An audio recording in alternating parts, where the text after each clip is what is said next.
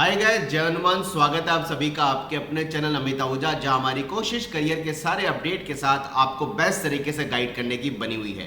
Guys, उम्मीद करता हूं कि आप जेईई मेन और जेईई एडवांस एग्जाम के लिए पूरे तरीके से अच्छे एफर्ट्स लगा रहे होंगे। आप इंडिया के जिस भी इंस्टीट्यूट में पढ़ रहे होंगे वहां आपकी पढ़ाई अच्छी चल रही होगी, लेकिन इतना सारा कंफ्यूजन बच्चों के दिमाग में अभी भी बना हुआ है और लगातार मेरे पास बच्चों की फ्रिक्वेंटली कॉल्स और मैसेजेस यही आते हैं कि सर, जेईई मेन और एडवांस के लिए तो हम मेहनत कर रहे हैं, लेकिन अगर हमारी मेहनत के हिसाब से या हमारी कैपेसिटी, हमारी स्ट्रेंथ के हिसाब से हमें एनआईटी या आईआईटी या ट्रिपल आईटी नहीं मिल पाया, तो अभी इतने सारे प्राइवेट कॉलेजेस के फॉर्म निकले हुए हैं, हम किन कॉलेज के लिए अप्लाई करें और किन कॉलेज को स्किप करें।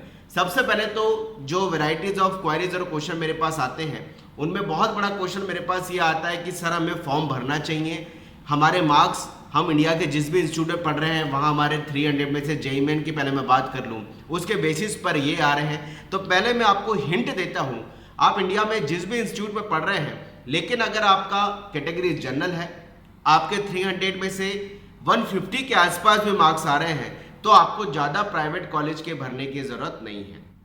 लेकिन अगर आपकी कैटेगरी जनरल है, आपके 150 से बिलो मार्क्स आ रहे हैं, तो आपको कुछ प्राइवेट कॉलेज के लिए अप्लाई करने के बारे में प्लान जरूर करना चाहिए। अगर आपकी कैटेगरी ओबीसी ईडब्ल्यूएस है, आपके 300 में से मार्क्स 140 130 से बिलो आ रहे हैं, तो आपको कुछ ज़्यादा प्राइवेट कॉलेज के लिए भरना चाहिए। लेकिन अगर 140 से अबव मार्क्स आ रहे हैं, कैटेगरी आपकी ओबीसी या ईडब्ल्यूएस है, तो आपको बहुत लिमिटेड प्राइवेट कॉलेज के लिए फॉर्म भरने चाहिए। ज़्यादा परेशान नहीं होना है, क्योंकि कहीं ना कहीं एनआईटी मिल जाएगा। कैटेगरी की अगर मैं बात करूं, एससी एसटी का कैंडिडेट अगर वो इंडिया में कहीं भी पढ़ रहा है, उसका 90 या 100 मार्क्स आउट ऑफ 300 आ रहा है, उसको ज़्यादा कुछ प्राइवेट कॉलेज की भरने की ज़रूरत नहीं होगी। लेकिन अगर 100 या 90 मार्क्स से बिलो उसका आ रहा है 300 में से जेईई मेन के हिसाब से, कैटेगरी उसकी एससी एसटी है, उसको कुछ प्राइवेट कॉलेज के भरने के बारे में प्लान करना चाहिए।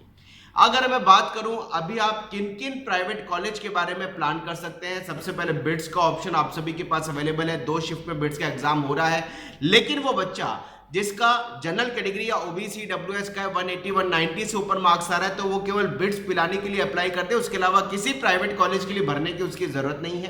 कैटेगरी एससी एसटी वाले बच्चे का अगर 120 से ऊपर मार्क्स आ रहा है, वो केवल बिट्स पिलाने के लिए भरे, उसको किसी प्राइवेट कॉलेज की भरने की जरूरत नहीं है। बिट्स के अलावा जैसे मैंने बताया कि अगर आपकी कैटेगरी जनरल है, आपका 150 से बिलो मार्क्स आ रहा है, आप कुछ और प्राइवेट कॉलेज जैसे VIT, Manipal, SRM, UPS, parallel बात करूं अमृता यूनिवर्सिटी, शिव नादार यूनिवर्सिटी, इन कॉलेज के लिए वो अप्लाई कर सकता है। और अगर मैं बात करूं नरसिंह मुंजे भी उसके लिए एक अच्छा ऑप्शन हो सकता है। इन सारे कॉलेजेस के अप्लाई करने की डेडलाइन अभी बची हुई है। इसी तरीके से ओबीसी डब्ल्यूएस का बच्चा, जैसे मैंने बोला 140 से बिलो मार्क्स आ रहे हैं, वो इन सारे प्राइवेट कॉलेज, और एससी एसटी का बच्चा 90 से बिलो मार्क्स आ रहे हैं, उसके आउट ऑफ 300, इन सारे प्राइवेट कॉलेज के बारे में सोच सकता है। वो बच्चे जिनको रिसर्च में ही जाना है, टेक्निकल, उनको लगता है कि टेक्निकल फील्ड में जाने में इतना इंटरेस्टेड नहीं है, इतना वो इंक्लाइन नहीं है, वो किसी रिसर्च के कॉलेज में जाना चाहते हैं, तो वो आईएससीआर के लिए अप्लाई कर सकते हैं, ऑप्शन खुलेगा अभी। एनआईएससीआर के थ्रू अप्लाई कर सकते हैं, नेक्स्ट के एग्जाम के थ्रू अप्लाई कर सकते हैं एनआईएससीआर के लिए। आईएएससी ने भी इस बार मैथमेटिक्स एंड कंप्यूटिंग चालू करी है, फॉर्म थोड़ा लेट आएगा, उसके लिए वो पॉजिटिव सोच सकते हैं।